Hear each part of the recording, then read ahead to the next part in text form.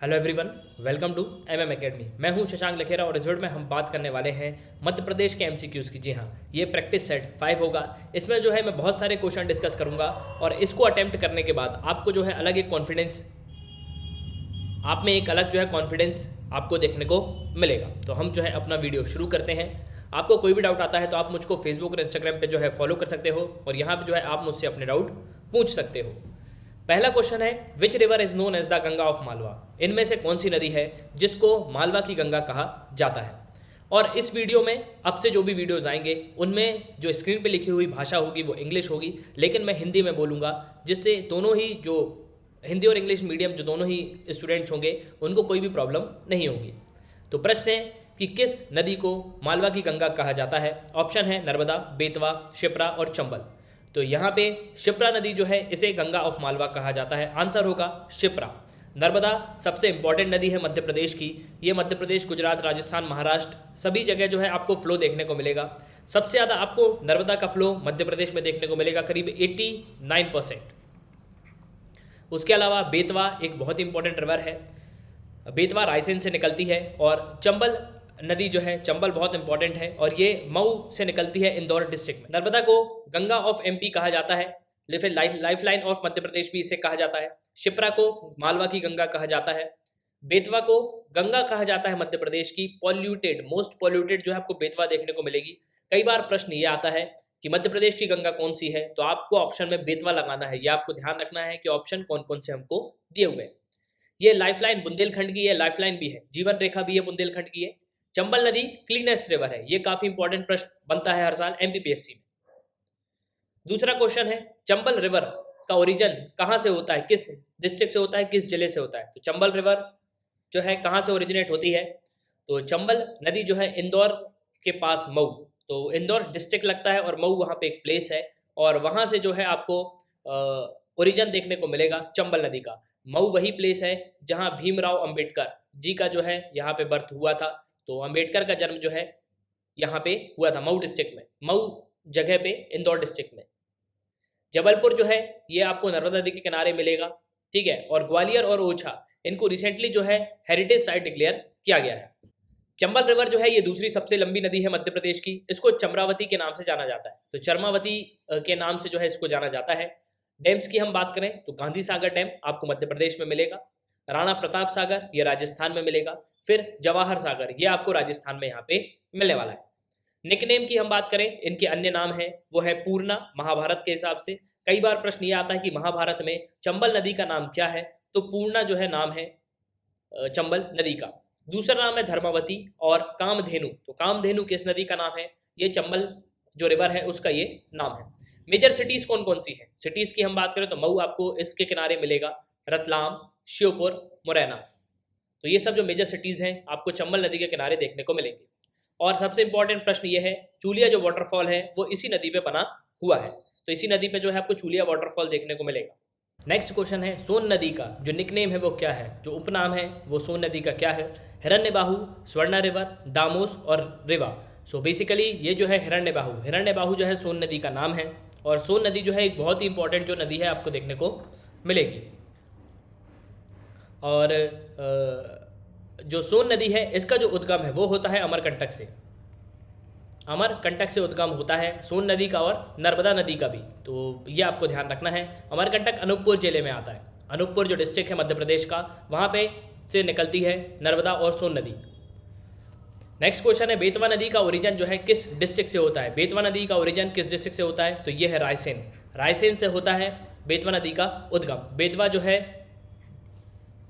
सबसे polluted river है और इसी वजह से इसको मध्य प्रदेश की गंगा कहा जाता है, तो ये आपको ध्यान रखना है। अब कौन कौन से डैम बने हैं बेतवा नदी पे? तो सम्राट अशोक सागर जो विदिशा डिस्ट्रिक्ट में है, और रानी लक्ष्मीबाई माता टीला डैम ये ललितपुर में स्थित है। मध्य प्रदेश का जो सबसे हाईएस्ट, सबसे ऊंचाई वाला जो चचाई वाटरफॉल है वो किस नदी पे बना हुआ है? मैं क्वेश्चन रिपीट करता हूं, मध्य प्रदेश का जो सबसे ऊंचाई वाला चचाई वाटरफॉल है ये किस नदी पे बना हुआ है? तो ये जो है बीहड़ नदी पे स्थित है और ये रीवा डिस्ट्रिक्ट में है। तो ये किस डिस्ट्रिक्ट में है? रीवा डिस्ट्रिक्ट में आपको देखने को मिलेगा।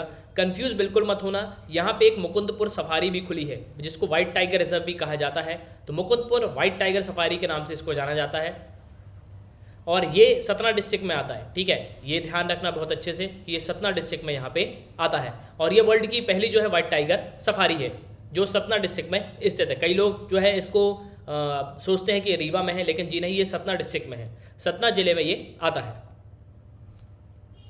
शिप्रा नदी का जो ओरिजिन है वो कहाँ से होता है, तो शिप्रा नदी किस जगह से निकलती है ये आपको बताना है। तो शिप्रा नदी जो है इंदौर से निकलती है, इंदौर से निकलती है और ये उज्जैनी विलेज से निकलती है। यहाँ पे एक विलेज है जिसका नाम है उज्जैनी, उज्जैनी जो गांव है वहाँ से निकलती है और डिस्ट्रिक्ट लगता है इंदौर। तो ये कंफ्यूज मत होना। और उज्जैन जो है शिप्रा नदी के किनारे स्थित है। 2012 में यहाँ पे एक प्रोजेक्ट लिंक शुरू किया गया था जो था नर्मदा शिप्रा लिंक प्रोजेक्ट। ये जो लिंक प्रोजेक्ट है इसको 2012 में यहाँ पे शुरू किया गया था और 2014 में इसको कंप्लीट कर दिया गया था क्योंकि सिमस्त होना था शिप्रा में। ठीक है, आपको पता है सिमस्त जो है 4 जगह लगता है। और इंदौर की हम बात करें तो इंदौर जो है फाइनेंशियल कैपिटल है मध्य प्रदेश की, तो ये आपको ध्यान रखना है। उज्जैन जो है ये आपको शिप्रा नदी के किनारे मिलेगा, शिप्रा नदी के किनारे ये स्थित है और उज्जैन में ही आपको एक ज्योतिर्लिंग मिलेगा जिसका नाम है महाकाल। तो महाकाल जो टेम्पल है वो आपको उज्जैन में देखने को मिलेगा। एक और जो ज्योतिर्लिंग है वो आपको मध्य प्रदेश में देखने को मिलेगा, वो है खंडवा में। सो बेसिकली खंडवा में जो है ओमकारेश्वर, सो ओमकारेश्वर जो है आपको देखने को मिलेगा, जो एक और बेसिकली जो ज्योतिर्लिंग है 12 ज्योतिर्लिंग में से एक है। नर्मदा शिप्रा लिंक प्रोजेक्ट जो है इसको 2014 में यहाँ पे कंप्लीट कर दिया गया था, जैसा मैंने आपको बताया। 2012 में इसकी शुरुआत यहाँ पे की गई थी। नेक्स्ट क्वेश्चन है which river is flows through Palpur Kuno national park. तो पालपुर कूनो जो नेशनल पार्क है उसमें से कौन सी नदी फ्लो होती है, पालपुर कूनो जो राष्ट्रीय उद्यान है उनमें से उसमें कौन सी नदी जो है निकलती है, तो ये जो नदी है सिंध नदी जो है पालपुर कूनो नेशनल पार्क से निकलती है। दूसरा नेक्स्ट क्वेश्चन है इनमें से कौन सा जो है नर्मदा का निकनेम है, तो नर्मदा का निकनेम आपको बताना है। सो नर्मदा का निकनेम है मैकल सुधा, ये बिल्कुल सही है। रीवा ये भी जो है नाम है और सोमो देवी तो ये भी जो है नाम है। अब आपको एक चीज़ यहाँ पे ध्यान रखना है कि जो टॉलमी है, टॉलमी ने जो है अलग नाम दिया था, टॉलमी ने जो है अलग नाम दिया था नर्मदा को, तो ये आपको ध्यान रखना है। ये नाम है नामोदोस जो है ये नाम दिया था नर्मदा का टॉलमी ने। नर्मदा के फ्लो की हम बात करें तो नर्मदा जो है 89% मध्य प्रदेश में फ्लो होता है, 6.5% गुजरात में होता है, 2.7% महाराष्ट्र में होता है और कुछ परसेंट जो है राजस्थान में भी आपको देखने को मिलेगा। तो मध्य प्रदेश जो नर्मदा है ये लाइफलाइन है, मध्य प्रदेश की भी है, गुजरात की भी है, राजस्थान की भी है। तो नर्मदा का पानी जो है आपको गुजरात, महाराष्ट्र, राजस्थान सभी जगह देखने को मिलेगा। सभी जगह जो है इसका पानी यहाँ पे कैनाल के थ्रू जो है कैनाल के जरिए जो है दूसरे स्टेट में पहुँचाया जाता है। तवा नदी का जो ओरिजिन है वो किस जिले से होता है, किस डिस्ट्रिक्ट से होता है, तो ये आपको बताना है, जो एक नर्मदा की सहायक नदी है। तो ये काफ़ी इंपॉर्टेंट क्वेश्चन है और इसका जो ओरिजिन है होशंगाबाद से होता है। तवा नदी जो है ये नर्मदा की सहायक नदी है। तवा नदी जो है ये नर्मदा की सहायक नदी है और ये काफ़ी इंपॉर्टेंट पॉइंट होता है और ये होशंगाबाद से निकलती है। होशंगाबाद में ही आपको मिलेगा Satpura national park. Satpura national park जो है ये आपको होशंगाबाद जिले में देखने को मिलेगा। कौन से साल में नर्मदा को जो है एक स्टेटस ऑफ लिविंग का दर्जा जो है दिया गया था। स्टेटस ऑफ लिविंग मतलब जीवित जो है ये स्टेटस दिया गया था। ये सन 2017 में ऐसा हुआ था। सन 2017 में जो है यहाँ पे बहुत सारी नदियों को जो है स्टेटस ऑफ लिविंग जो है ये स्टेटस दिया गया था। तो जीवित जो है माना गया है नर्मदा को और 2017 में ये इसको स्टेटस दिया गया है। नेक्स्ट क्वेश्चन है ताप्ती रिवर कहाँ से ओरिजिनेट होती है। ताप्ती नदी का जो उद्गम है किस जिले से उसका जो है उद्गम होता है, तो ये है बैतूल, मंडला, खंडवा और रायसेन। तो ताप्ती नदी जो है आपको बैतूल से देखने को मिलेगी। ये बैतूल से जो है ओरिजिनेशन इसका होता है ताप्ती नदी का और ये काफ़ी इंपॉर्टेंट पॉइंट है। ताप्ती नदी जो है कई बार एग्जाम में पूछी जाती है। इनमें से कौन सा जो वेद है उसमें नर्मदा का जो है नाम अपीयर हुआ है रेवा। तो रेवा जो नाम है ये किस जो वेद है उनमें ये बताया गया है, तो इसका जो आंसर है वो है सामवेद। तो सामवेद में जो है यहाँ पे बताया गया है। ये काफ़ी इंपॉर्टेंट क्वेश्चन है, ये आपको ध्यान रखना है। नेक्स्ट क्वेश्चन है सबसे लंबी नदी मध्य प्रदेश की कौन सी है। तो मध्य प्रदेश की सबसे लंबी जो नदी है वो है नर्मदा। तो नर्मदा जो है सबसे लंबी यहाँ पे नदी है और 13-12 जो है इनकी लेंथ है मध्य प्रदेश में। तो ये काफ़ी इंपॉर्टेंट है, 13-12 जो है ये लेंथ है नर्मदा की, और नर्मदा जो है लाइफ लाइन है मध्य प्रदेश की। तो ये आपको ध्यान यहाँ पे रखना है। इनमें से कौन सी नदी है जो नॉर्थ की तरफ बहती है? ये काफ़ी इंपॉर्टेंट क्वेश्चन है, इसको बहुत अच्छे से समझ लो। इनमें से कौन सी नदी है जो नॉर्थ की तरफ बहती है, मतलब कौन सी नदी है जो इस तरफ बहती है, उत्तर की तरफ? अब ये कौन सी नदी है? तो चंबल, बेतवा, सोन, केन, तवा, ये सब नदी जो हैं आपको नॉर्थ की तरफ बहती हुई नजर आएंगी। नर्मदा ताप्ती जो है वेस्ट की तरफ बहती है, आपको पता है, इधर से निकलती है नर्मदा। यहाँ पे जो है कुछ इस तरीके का मध्य प्रदेश का मैप है, ठीक है। और यहाँ पे आपको मिलेगा अमरकंटक, और अमरकंटक से इस तरीके से निकलती है नर्मदा। तो ये नॉर्थ, ये साउथ, ये उत्तर, ये दक्षिण, ये पूरब और ये पश्चिम। तो यहाँ से निकलती है और इस तरीके से ये बहती है। तो ये हो गया ईस्ट से वेस्ट, ठीक है। तो ईस्ट से वेस्ट ये बहती है, और इधर से भी जो है सोन निकलती है। तो नर्मदा, ताप्ती और सोन ये वेस्ट टू ईस्ट बहती है, मतलब ईस्ट से वेस्ट यहाँ पे बहती है।